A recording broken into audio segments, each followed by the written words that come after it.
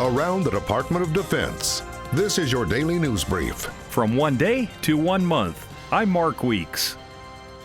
Our military veterans are honored each year on November 11th. President Trump has proclaimed November as National Veterans and Military Families Month. Spouses, siblings, parents, and children serve alongside our men and women in uniform. And during November, veterans and military families are recognized for their service, sacrifices, and contributions to the nation. Originally established as Armistice Day on November 11, 1919 to honor veterans of World War I, the U.S. holiday was renamed Veterans Day in 1954 and honors all military veterans who have served their country.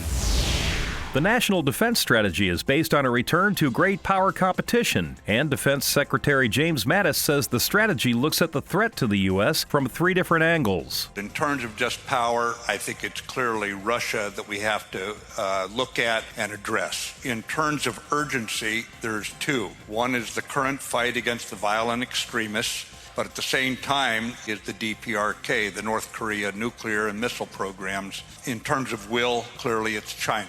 The threat from China is much different than that of Russia, and the Secretary says the U.S. wants to work with China. Russia wants security around its periphery by having insecurity with other nations. China, on the other hand, seems to want some sort of tribute states around them. I think that 15 years from now, we will be remembered most for how did we set the conditions for a positive relationship with China. Part of the defense strategy is the U.S. network of alliances and friends around the world.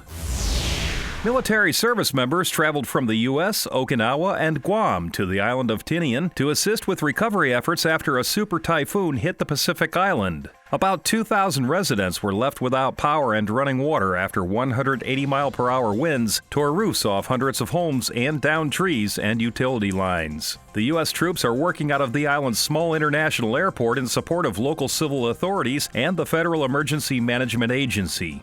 That's your DoD News Brief. I'm Mark Weeks. For more stories about your military, go to defense.gov.